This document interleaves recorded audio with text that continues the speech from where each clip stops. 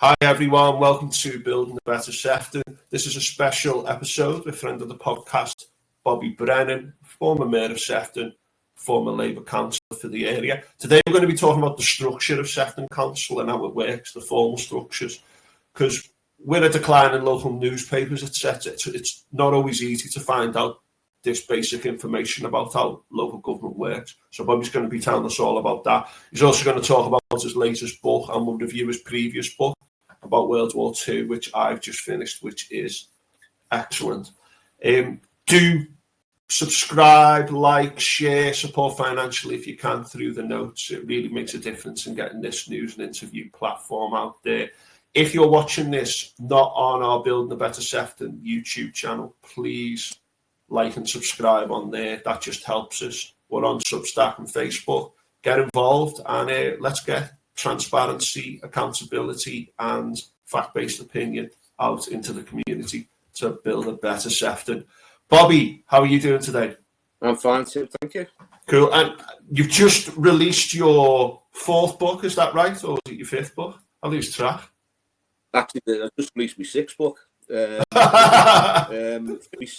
sixth book comes out on 28th of November. It's called The Spirit of Christmas, and it's a children's book. It's about a mouse called Amelia that it wants to go to Santa's grotto to deliver a Christmas list. And on the way, she meets all sorts of different animals, and again, it covers the issues around homelessness because she meets a dog that was bought and then thrown out after Christmas. So, it covers a lot of issues. So, and again, it's funny, it's humorous, but I also put in lots of points that not everyone celebrates Christmas, and she meets Santa Claus, and he says, everyone has their own special events, and we should, support people and be respectful of other people's events. And so again, it's meaningful that there's points in it that, when people read, think, oh yeah, I didn't think of that. And like, for example, Santa Claus says to the mouse, next time you're at the supermarket, put an extra tin in the food bank, the trolley.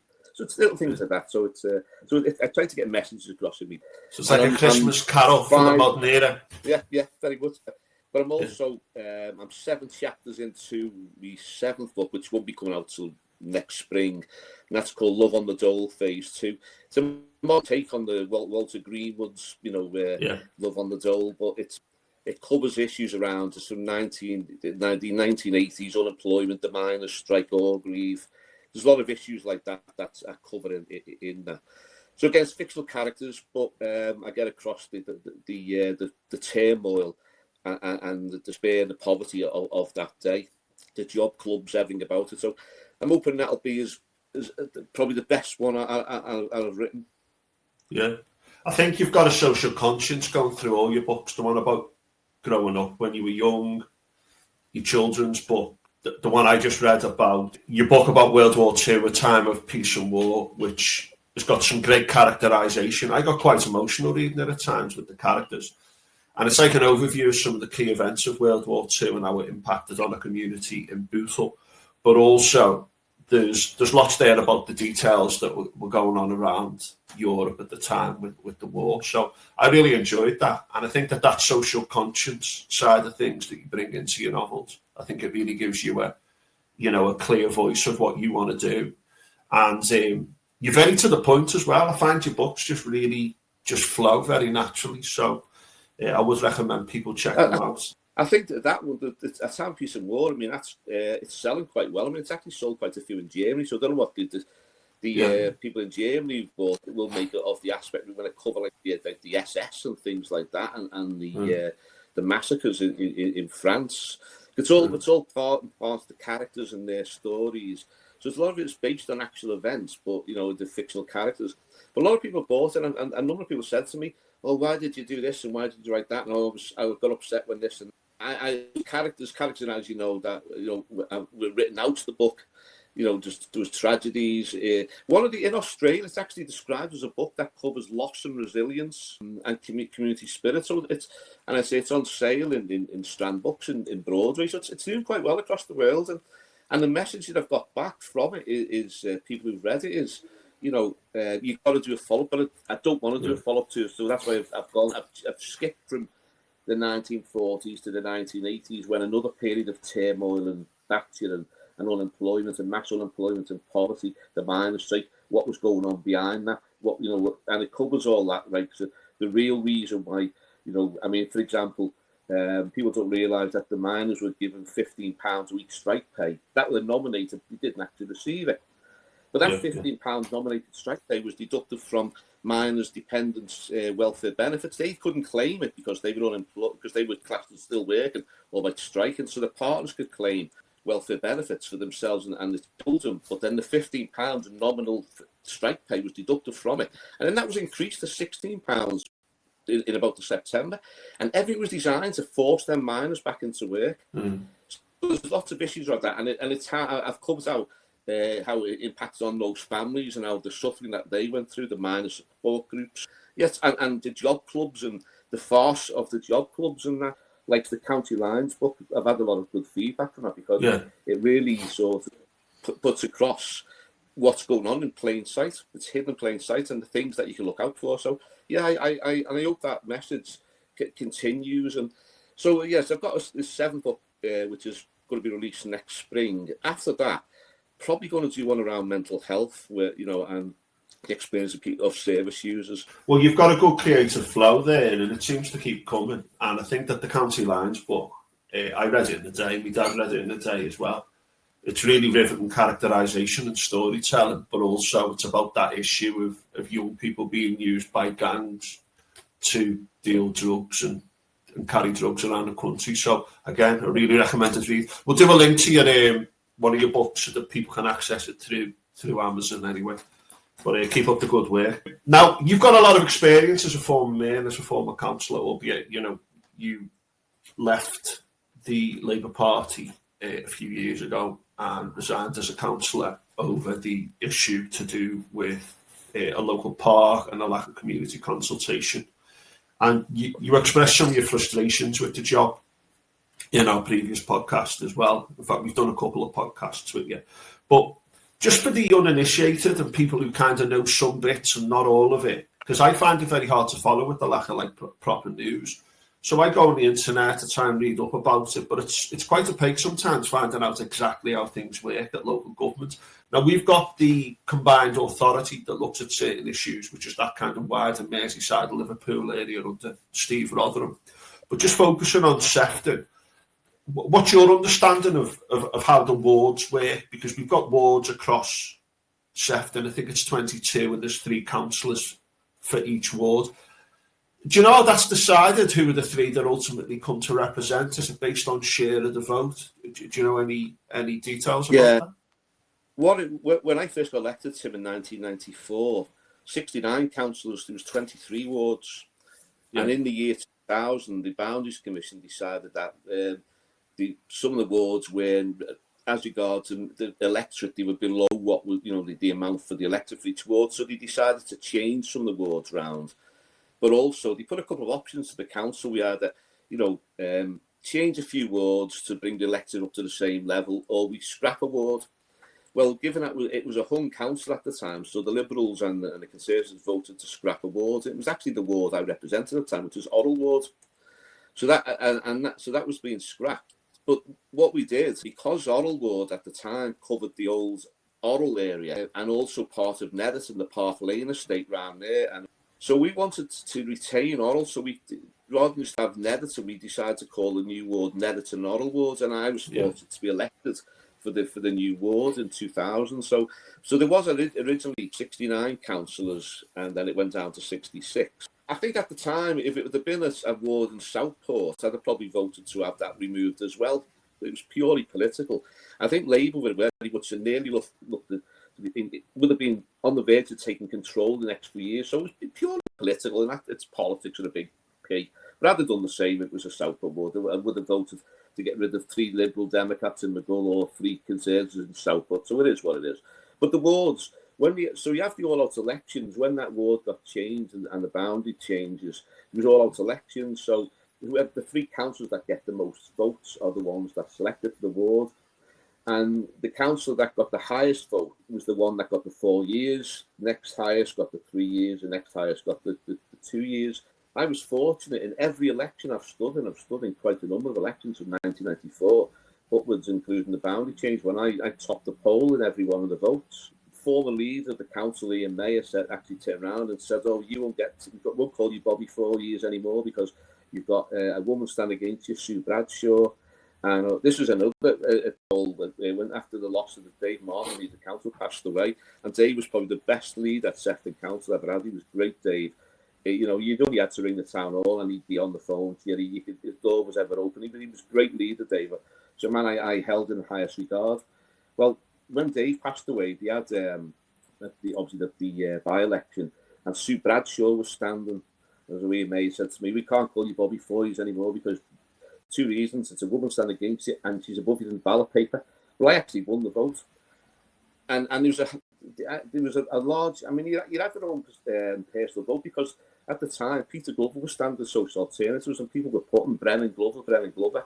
And he had, like Ian Mayer's daughter, Trish Hardy, she was saying, "Why do you put Brennan Glover? Why do you just put 2 for Labour, this, that and the other?" And obviously, the fact that you recognise sort of that people will see me, I'm doing a good job, and Peter Glover also was, as a community activist. So, yeah, so I was fortunate to actually to win the all-outs, and every time I was elected, I got the highest poll. So I was there for 4 years. So let me get this right. Whoever finishes in first place has the position for 4 years. Whoever finishes second has it for 3 years, and whoever finishes third gets it for 2 years. And that's how it works, Okay. And so then some will be unsuccessful and not be elected.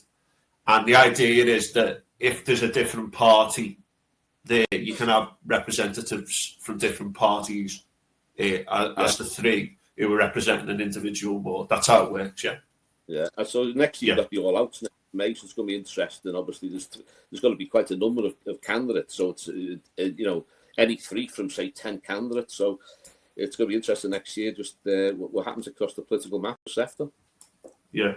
So if there's an election in a particular ward, some councillors might not be standing because they're still in position for a bit longer. Is that how it works? The only time that all the councillors in that ward are up for election is when there's an all-outs.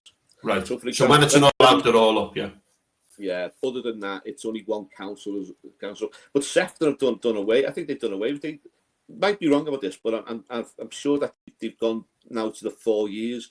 Where because I think Liverpool do every 4 years. I think Sefton's now gone the same way. Where from next May, it's those that elected, it'll be 4 years before they're all up again. That 3 years of elections and a fallow year. I think Sefton have gone for the 4 years. So those that get elected next May will serve the wards for 4 years. Unless by-election in between when he stepped down, and of course then there's they have the by-election. Well, this is why it's confusing to find out all these details. I think we need just a little bit more, even on like the Sefton Council website, etc. It's good to have your insight into these things. It's something that we'll keep an eye on. So, if you are a councillor, a lot of people think councillors are living their life of Riley, and you get like a private mansion and a private jet, particularly all over Facebook. You get a lot of criticism of councillors. Sometimes you see people who are basically pro-reform criticising local councillors. And yet when you look at how reform councillors are performing around the country at the moment, and even the behaviour of their leader, they're really in the constituency in some cases. They don't know what they're doing in other cases, and they're making a right mess of things in other cases. But we won't go there with that one.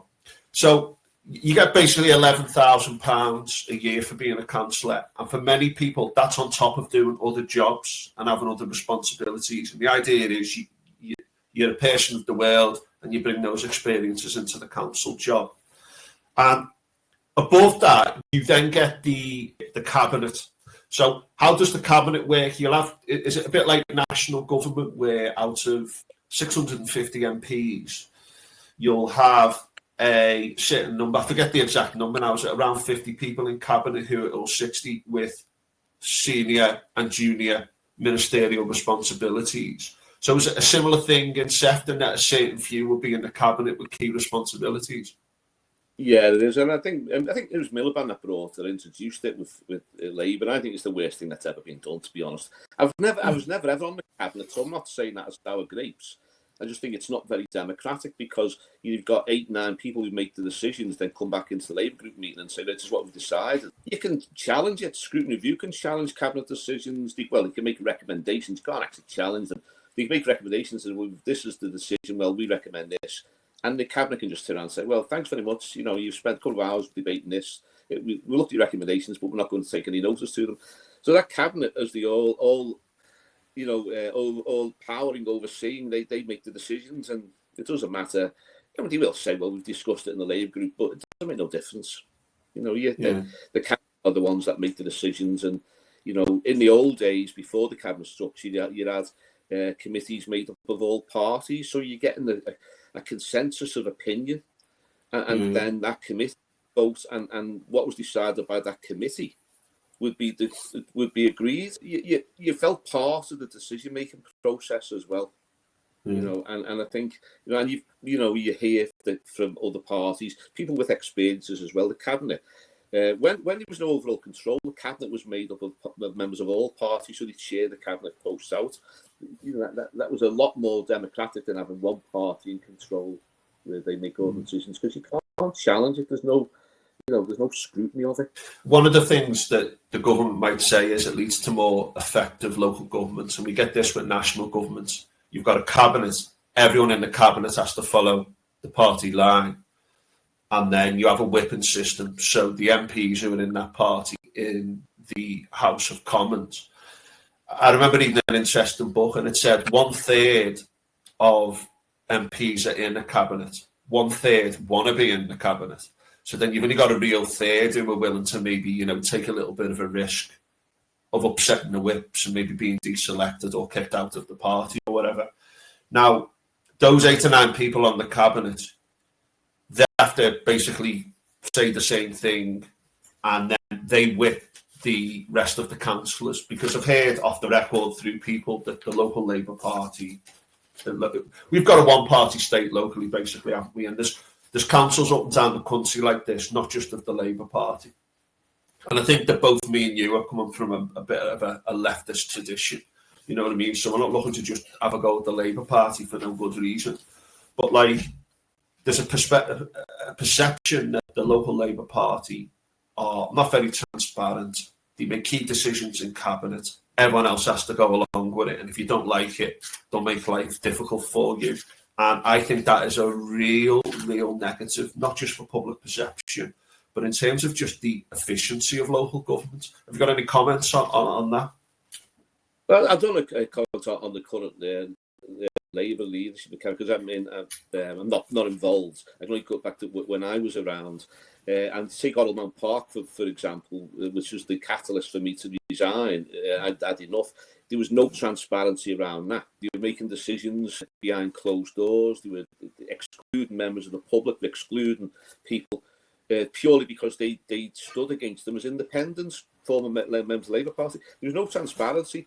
And then, you're expected sort of to just swallow that and go along with it. Well, when something affects you, your ward and the people, your neighbours and your friends and in that area, and you're the only one that lives there, well, how can you support something that's, not very transparent? And I mean, the consultation, I refer to that as a sham.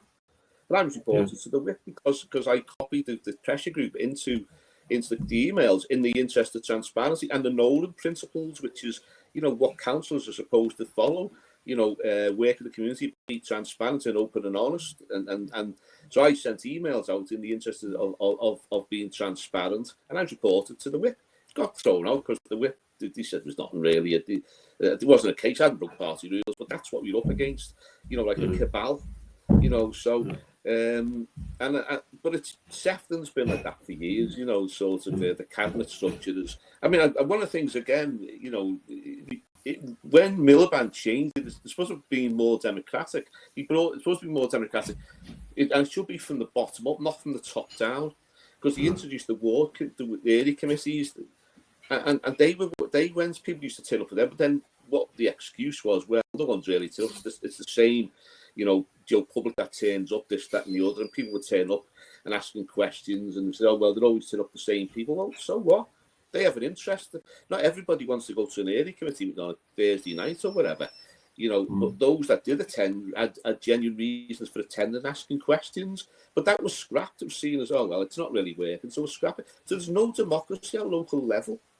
And that's what all the change about being more democratic is, with allowing people to be more involved. But that hasn't happened. So the area committees were scrapped. And there's nothing actually been put in place since then. So then you've got you've got councillors who there's decisions being taken in the cabinet, and the public aren't able to sort of attend these meetings. Public can actually come along to scrutiny committees, and sit there and I don't think they can go to cabinet, or there are excluded items where even members of the public are asked to leave and things like that, unless the decisions are made so that they're sent out the room. No, I don't. It's not democratic. It's not democratic if you're looking at it as a lay person and wanting to know what's going on. And even like the council meetings, I mean, I think they televised one or two, or I think members of the public actually televised them. So, and people should be able to see how the members conduct themselves, because there was a shocking one in Southport, a few months back, and I watched that on the internet. I couldn't believe the carry-ons on. Not saying that it's all these councillors that misbehave, and but you get people at the gallery that say things, but people should be aware of what goes on. And so, no, I'm not a fan of the cabinet, and it's not because these are those Yahoo sucks. You were in the cabinet, you didn't get on the cabinet, this, that, and the other. Well, I did in the cabinet because I was not within the cabal, the family and friends. You had responsibilities, didn't you, for things like children's services not long before? So yeah, well, was that before cabinet? Was that before the cabinet was created? There was cabinet that was still going. The cabinet was there when I was on children's services, but that was about 2010, 11, something like that. Sorry, you can be responsible for something, but not necessarily on the cabinet. Is that what it works? No. The scrutinies. I was a chair of a scrutiny committee. I was chair of audit and governance. I was chair of children's services before all the problems, and I think I'd said in a previous podcast, I set up working groups and had Liberal Democrats chairing those working groups, which caused sort of scratched heads and why are you doing this and this, that, and the other. Well, I was formerly the chair of social services, Labour's social spokesperson, and I was moved aside just by the leader, and at the time he said, I'm moving you to children's services off adult social care. I says, why? Well, and the excuse, well, I think people should be moved around. That coincided with the adult social care being taken over as a Labour cabinet member's post. So I was moved aside before that. So that was all planned. I knew that. I was moved aside to allow someone else to be slotted in. And that's the way it is, sort of. But no, the chairs of scrutinies, you chair a scrutiny committee, and then you sort of, that committee makes recommendations. You set up working groups and that, but you don't make decisions. It's not a decision making. The scrutiny view is just it's to make recommendations, and then you look at sort of the budget implications, and you will consider the budget, and then you make recommendations about if, for example, the budget says we're going to make saves by doing X, Y, or Z, then you can say, well, why don't we do this, or why don't we do that instead? Or you can ask, well, why do we have to do this? But the cabinet are the ones that make the decisions. So scrutiny is just basically, I say to scrutinise, it doesn't really do that, because you can scrutinise or make a recommendation. That recommendation is I'm not sure of any time a recommendation has been actually agreed by cabinet. I don't know. It's a bit like the committees in the House of Commons, the House of Lords, etc. They can give recommendations, but the government can ignore them. So it's a similar situation with the scrutiny committees. Yeah, I mean, to be fair though, you do have the opportunity to look at things. So when you had the problems with children's service, now that's something that scrutiny committee maybe should have picked up on and asked questions at that time. Why was this failing? Because, I mean, I used to ask questions. We had this issue with older hay services, so we set up a working group, and I had Richard Hands, the Lib Dem spokesperson on children's services. I gave the working group to Richard Hands because he was already involved in that when he was the spokesperson the year before. When Labour took control in 2012, I ended up then being the spokesperson. I was only there for, I think, 2 years on children's services. But I gave Richard Hands the working group chair's position, and then I had independent members on the working group as well. So you recognise, and these are the people that know I've got the abilities and know what the crux of the matters.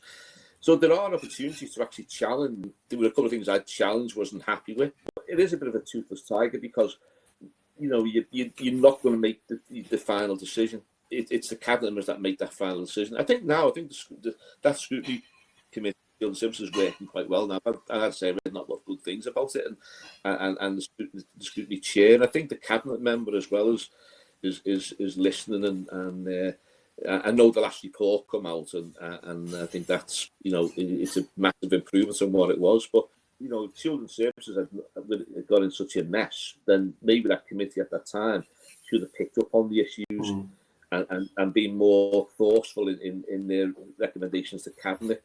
I don't know. Yeah, no, it's interesting, and I mean, whatever structure you get, real life goes on outside council chambers and outside of these rooms where these decisions are made, etc. But I think it is important that people know about these basic structure coming from the wards, the councillors, and the cabinet. I mean, I think that the pay people receive in the cabinet can go up to, I think, 37,000 a year, 26,000 a year total, and that might be a role that someone does full time, which is a little bit different than the councillors who may be doing other things. Now, the scrutiny committees, as you say, I think that they can embarrass, and people can go along and find things out, and it can embarrass councils when there's certain things that aren't going well, like children's services, and kind of kick things off or get things moving where things need to be moved along. But as you say, it hasn't got any real enforcement powers to change things. Now, what's the relationship like with the officers? Because you have like a permanent bureaucracy, if you like, in Sefton Council. Did you ever have any experience of working with council officers who are carries out the decisions that the council makes? The officers, I think, have a really difficult job, and so particularly when they're delivering sort of the bad news, and this is how you've got the savings that's got to be made, and as a scrutiny chair, you're given a briefing by the officer, strategic director. You actually meet the strategic director and given a briefing, so you're aware, you're told exactly what the cabinet members are told. So you are given a briefing, so you know what the situation is, but they will look at sort of the agenda, so they'll take you through the agenda for the scrutiny committee, and they'll go through, and you have the opportunity to ask questions of the strategic director. And then, so you are fully, informed. The officers keep you fully informed, and there have been some excellent officers in Sefton Council, going back to chief executives, going back to Graham Hayward when I first got elected, and then I've had an excellent relationship with council officers and chief execs. They've always been forthcoming information. If I've wanted anything, I've asked for it, and if I've wanted to raise something, then they've made sure that it's been raised as well. And if I've asked for answers, asked for questions, they've always come back with the answers. So yeah, so you do with the officers, you do hear over time people say, oh, this officer, this and that officer, that. But I've never experienced any problems with the officers that I had. That I worked closely with. I have to say, from my time on the council, every officer I worked with was excellent. The clerks, or the committee clerks, I cannot fault council officers at all. I think they have a difficult job as it is.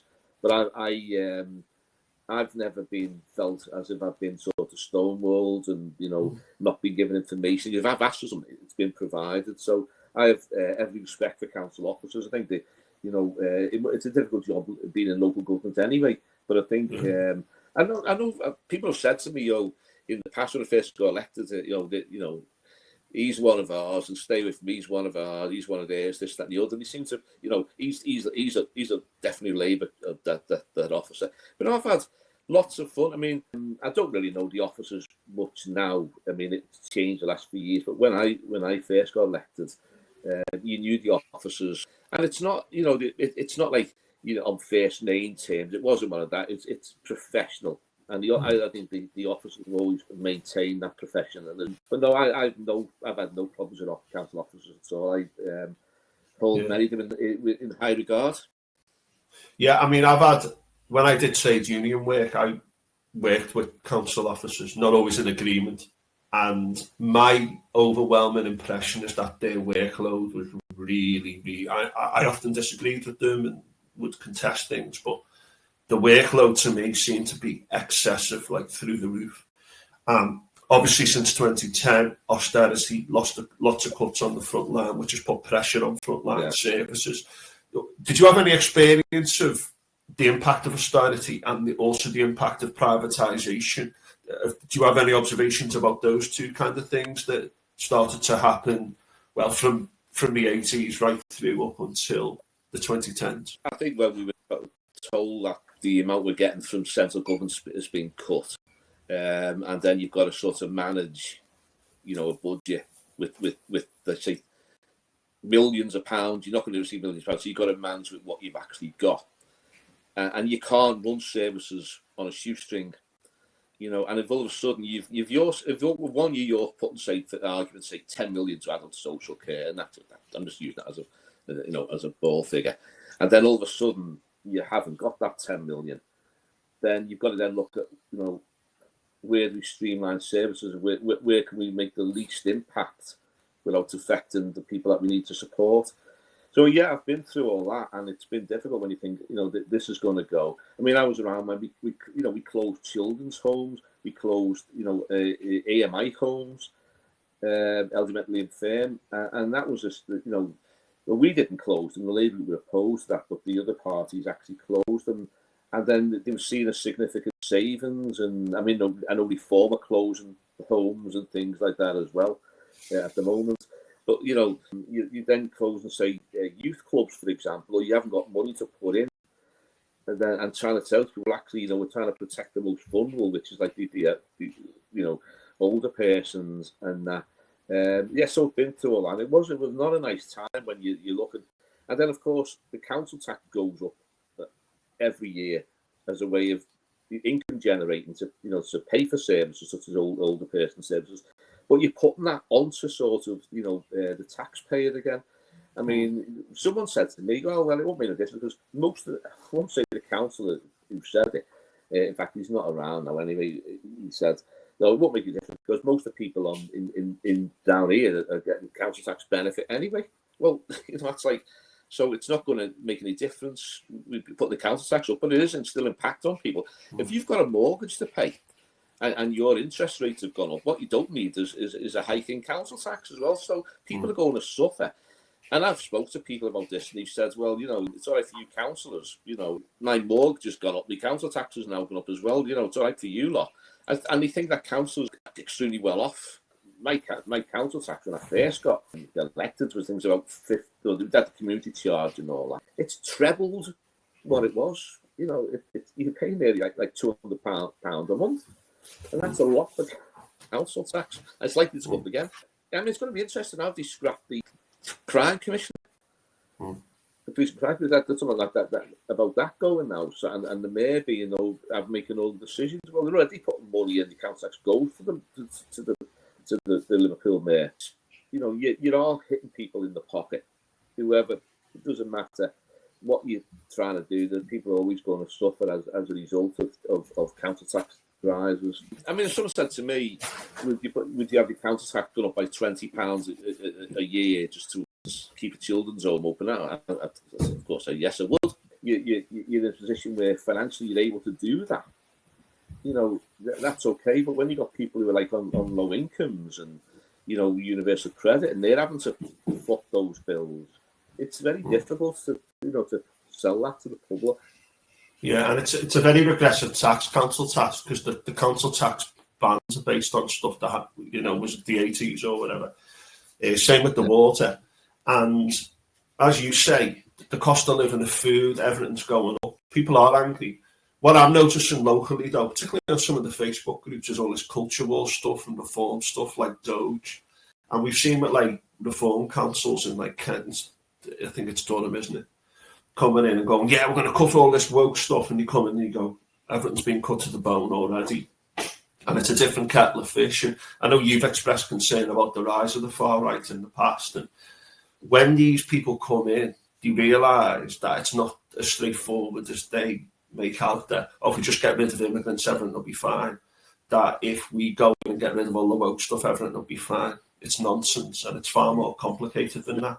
And this perception that, like, oh, the councillors just aren't doing stuff, you get a lot of it with fly tipping. I've spoken to Mike Brennan, who's no relation of yours, from Bootle Action Group, and he's frustrated sometimes with the local councils, but he often says, like, people do keep fly tipping in certain areas, and it's not always the council's fault. They spend 400,000 a year, I think, dealing with it, and it's about how do you stop that behaviour in the first place. But it doesn't matter who the council are. That's a problem, and there are no easy solutions. And I think that's what people often don't understand about local governments. We can criticise it, and again, transparency, accountability, but once you're in, and the national Labour governments have found this as well, although they've shot themselves in the foot too many times to mention, it is tough, isn't it? Particularly with cuts and austerity.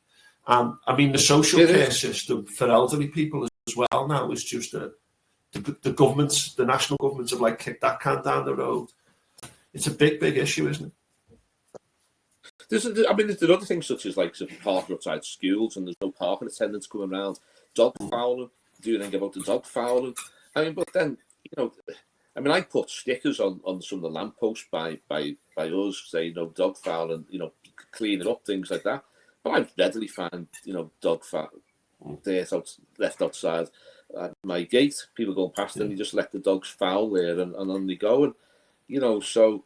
but they haven't got the wardens to go around, and they haven't got people. They can't afford people now to come round and fine those that are responsible. So I think there's probably done, but then there's issues around with the cuts and traffic wardens and that, because it's made outside here sometimes with the schools and people just parking, and then that's down to. I would never park across someone's driveway.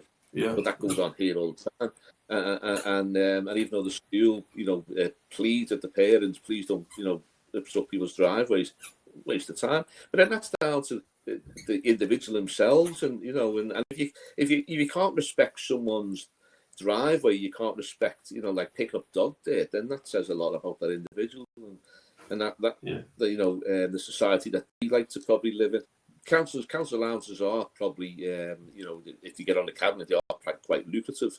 But for ordinary councillors who just get the basic council's allowance, they do an awful lot of work for that. I all the time I was a councillor, apart from one period of about 8 months, I was working. So I had a full-time job, and I had to do the council as well. And it is very takes a lot of time. And I think people don't probably understand the amount of work that councillors actually do. And the allowances, it is an allowance, it's to recognise your duties wholly incurred and performance, allowances to recognise the work that you do as a councillor. So they're paid to sort of compensate for those going to meetings and things like that. I know there used to be councillors that would pay for every meeting that someone went to. Then the allowances to go to the basic allowance, which just basically covers the whole period that you are a councillor. So if you got well, I think it was 8,000 when I was elected, it might be about 11 now. I'm not sure. But that's to cover you for your telephone calls, expense, meet your constituents, travel, and all of that. So it's not really a lot for what people actually do.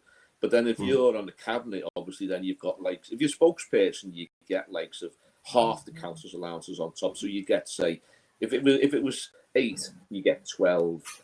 But if you're a cabinet member and the allowance was 12, you get 24,000. So and cabinet meetings, there's not that many cabinet meetings, and sometimes the council. So when you look at the meetings, you think 24,000 for so many meetings, and people in work aren't getting paid that.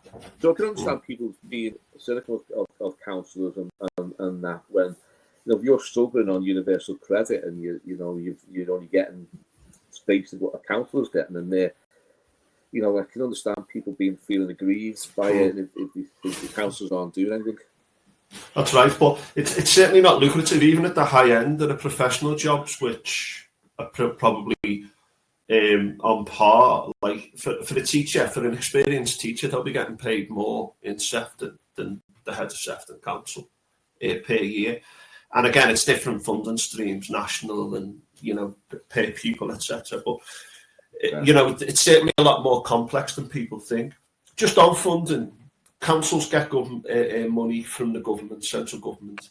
They get money from their own councils, and then they generate their own monies. And people like Mike Prendergast have said the government shouldn't be doing that. The local government shouldn't be taking on board all these other things like buying the Strand and all that. They should just be providing those core services. But in my understanding, a lot of councils, there was a terrible case in near London, is it Crawley, where councils invested in a lot of property to try and make a profit to keep things going, and then the property value was declined and things have failed. So there's all these pressures as well about trying to generate money to maintain the existing level of services. And I think a lot of people don't always appreciate that either, do they? No. And I listened to Mike Prendergast podcast, and I was quite impressed with his knowledge. Given that, I think he was on the council just 2 years before I left, and he's the leader of the Conservative. I welcomed to the council, which I always do. I always sort of, welcome any new councillors to the council, irrespective of what party. So, welcome to Sefton. I remember welcoming Mike, introduced myself to him, and just welcomes the council. But I'm quite impressed with his knowledge, particularly around the Strand and things like that. And I have to say, I agree with what he said. I think the Strand is just, is a white elephant. And I'm all for regeneration. I'm Bootle born and bred. I want to see Bootle regenerated, but I don't think buying the Strand was the answer. No, but it's a big issue, isn't it? I mean, you have to go out your way to find out what's going on as well. I've been on the internet, onto the Sefton Council website, some WhatsApp groups I'm in, we'll share links. So I've watched like a cabinet meeting, and again, they have bits that are on for the public. And on cabinet, everything's kind of just nodded through, isn't it? Now, I went to a couple of those action committees before they were abolished years ago. Basically, they used to have local ward meetings, didn't they? Which I think people could get to more easily. Then they made it into this more wider area committee. And as you said, only a few people were going. The one in Southport was well attended, though, and there was often some very good debates between the Liberal and Conservative councillors there. Richard Hands was a great guy. You worked with. He was a really nice guy. I did some work with him through a school that I worked at as well. And that was a good one up there. The one down here seemed to be just like nodding things through. And it is hard for people who have got their own lives to find out exactly what is going on. But people are often very ill-informed about what's happening in local government. And I think the lack of newspapers, the lack of local quality news, it is a big issue, isn't it? And then, obviously, you get people who, as you said quite rightly in your book, people get used to the money in council, and then it's like they get it and they want to keep it, and they go, this is good, like it's good for my family, I'm getting a little bit more income. And it can be going a little bit cosy, can't it? But I think you could say that about any job, really, couldn't. Someone said to me when I left the council, someone said to me, "You've given up like all that money." To me, that was irrelevant. It was, I couldn't stay. Quite principled, and there was no way was I. I mean, you cut your cloth accordingly and things like that. You don't. If you get to be a situation where I'm only staying for that money, then how do you ever then sort of square that up with your principles? You can't, because with me, it led to my resignation. I've had enough after the shenanigans over Ormond Park and what was going on, and I was then being sort of kept out the loop. There was all sorts. I mean, when you put a complaint into the Labour Party nationally to David Evans, the chair, and then it gets sort of shoved under the carpet, you have to ask yourself, what the hell's going on? Well, to me, the council allowances was irrelevant. The people that elected me were what was most important, and I thought, there's no way I'm towing the line and staying just because I could lose sort of 12,000 or 16,000, whatever it was. That was irrelevant. It never once entered my head I'm going to be down by this amount of money, because I got involved in politics to better the people that I represent and in their interest, not in their interest to sort of for me to stay just because we're getting sort of paid. So no, but someone actually said that to me, and I thought, no, I'm not there for that reason. But I know. Someone actually also said to me that you get used to the money. Well, I did, but it wasn't the be all end all. There comes a time when you decide, what comes first: the interest of your constituents and your principles, and keeping this money. No, Yeah, but it must be difficult for some people to let it go. But it is what it is. It is. I think if most people, though, if someone said to you, you're going to lose your job in 2 years' time or a year's time, or you might, it's not nice, and it does cause crisis in people's lives. And I get that people don't want to lose income and stuff. I think some of the stuff which is often thrown at councillors is very unfair. And honestly, I don't think the Labour group, particularly in South Sefton, has helped themselves with the family links and the lack of transparency. And I've been in meetings with you. There are other people in the local Labour Party I've been in meetings with. I thought, you know what, I might not always agree with that person, but they're essentially a good person, like yourself in Orrell and Nether and Ward meetings when you were chairing. And I've been in other meetings where there's real Machiavellian types who obviously don't want anyone turning up who they don't know. And it doesn't look good, and it doesn't really convey a positive message. And I think it's like in politics. You look at in the States now, you've effectively got a president who's generated $3 billion for him and his family in plain sight. Farage is on at least 43 grand a month, allegedly, as a minimum for non-parliamentary work. And this idea that, we just need to pay them the right amount of money and then they won't want to pursue other interests, or, do you get enough money? They should live on the average wage and all that stuff. We're going to be debating this for time immemorial, what the ideal system is. But for me, this idea that all politicians are the same and that, they're all in it for the money, it's a lot more complex than that. And it's very unfair, I think, to just say that without qualifying it and showing nuance. Yeah, I mean, you could have a situation where councillors did receive allowances, because that would be grossly unfair, because you can't do the councillor's job. You need some remuneration. It's down to the individual. If they're there because they're dependent on the money, that's going to cloud their judgments and how they behave in the future. Because if you're going to say something that's going to mean that could be off the cabinet if I go against this, you then sort of put people in a situation where it's the money. And I don't think it's the prestige of the cabinet. I think it's, it's the money. And if I say anything or I do anything, I'm going to lose that. Well, it shouldn't be in politics for that matter. Your hands are tied, and then you're being shackled by the pound signs. Yeah, and you shouldn't be staying there because the pound signs. I mean, I've heard lots of comments, on the council about, council's allowance, about people's, but that's just. When that's said to me, you're walking away, you're losing this, and how can you just walk off and lose your allowances and lose this and your spokesperson?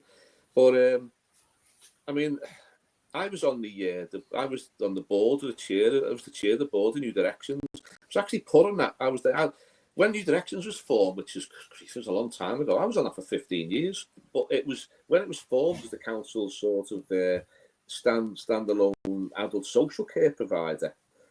I was the Labour spokesperson for social services, so I was put on the New Directions board because I was the Labour spokesperson, and it was the only board that didn't receive an allowance, and that went on for I think I've been on it for 13 years before it was that the union said, and a former cabinet member who said to me, "You don't get an allowance for this."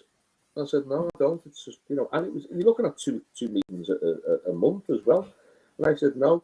The interesting thing, when I was removed from adult children's services to adult social care as a spokesperson, I was kept on New Directions, which is strange. You take me off adult social care, put me on children's services. That freed up the adult social care cabinet post, but they kept me on New Directions, which was you got to ask yourself, well, why did they do that? So I was on that for 13 years, and it was the trade unions and a cabinet member that used to be on, a former cabinet member who was on New Directions as well, who, when we took control, we had more Labour members, and I become the chair of it then, and I then give the trade unions a spot on the managing board. Said, want the trade unions involved, so they were on the board, and it was them that raised the issue that you've never been given allowance. So then they decided to give me allowance, which was the equivalent to the council scrutiny committee. So they've looked at a pay scales. They've paid it on directors 8,000. He said to me, as the chair, we want to pay you £10,000. as the chair. And I said no, it stays as the same as a council scrutiny. And I agreed. I said that. I said the union, the staff have never had a pay rise, so I'm not giving a pay rise as the chair. When the staff get a pay rise, then I'll look at it again. But as it stays, so I declined to accept that 10,000. It stayed as the equivalent of a scrutiny committee. And I had people saying to me, "You're bonkers. You're off your head. You know, you've turned all that money down." But again, there was a principle involved. How could you justify getting a whopping salary allowed when staff not been paid? And I was told by the unions that they saw me as a protected their terms and conditions. And what I did by doing that was showing true leadership and saying, you know, and that was put back to me. You showed, you know, that you'd shown true leadership by not accepting that allowance. The others accepted it. The other cabinet members accepted it. I've never got on the cabinet because, you know, irrespective of my having ability, and I know how you know, family and friends are put on. It's always been the way, you know. And I'm glad I've not been in that swamp, to be honest. You know, I walked away from politics, and I walked away, and you know, with never having been in that situation where, you know, I could be accused of the money is all that was important. And people said to me, you know, about giving up new directions and this, that, and the other, and you know, and that tells me a lot, that it's just money for people. It's just about the money, and that's when that leaves a sour taste in my mouth. That it does. And I think that's a good point to finish that, about the importance of principles in politics, about being paid fairly for what you do, but also remembering what we're supposed to be doing it for. And it's just that eternal question. Yeah, I'm not saying that those on the cabinet are not principled. I mean, because I've worked with, you know, with most of them over the years, but I think, to me, I don't agree with the cabinet's position. I don't think it's democratic. We've done away with the ward committees, we've done away with the area committees, so there's no democracy at local level. So there's no opportunity for the public to get involved, and that's the demise of democracy. And so Labour's plans, Miliband's plans out to being democracy back to the people, it hasn't worked. And of course, now we're going to see the results of all that inability to work with the communities. We're going to see the results of that next year, reform, when they likely sort of gain seats across the country. I think one of the issues as well with the rise of reform, it's not necessarily people who are just anti-immigrants, you know, far-right people, you know, people who are quite openly racist, and, or you might not describe themselves as racist, but there'll be a lot of anti-politics and a lot of, like, giving someone else a chance and someone different a chance as well. And I think that's why it's important to, like, really look at what these people want to do before people vote. I think at the moment, they've got the narrative, and they people are listening to narrative. You know, the flags and all that. So, you know, people are listening to reform. And the thing is, if they do get councillors in Sefton, well, you have got one councillor in Sefton already. If you do get any more of your councillors around here, they're not a prescribed organisation. You have to work with them, and that's going to be, you know, they are elected members, but then they have to serve all the community. And we've already seen that the mistakes they're making in those councils that they actually control, and some of the policies they're putting forward. Some of the policies that they're putting forward if they get into power are worse than what Labour planned, with, like, welfare cuts. So people need to be aware of, you know, but you get what you vote for. And they, you know, the most vulnerable in our society are going to be feeling the impact of reform getting into power. You know, if they do get into office nationally, you know, Labour of now trying to sort of outdo reform. Yeah, I mean, that national debate on where Labour needs to go, we won't cover that here, but they seem to be trying to move closer to reform to offset people moving to reform. But I don't know, I don't think it seems to be working. I don't think the data backs that up either. And, you know, we'll see what happens next May with these local elections. Yeah. Right, Bobby, listen, thank you very much for your overview of how Sefton Council works, also your own experiences and insights, and also about your book. So best of luck with your books. Thanks for your time here today. But I'd just like to thank you for coming on again and sharing your wisdom, knowledge and experience. So, Bobby, thank you very much.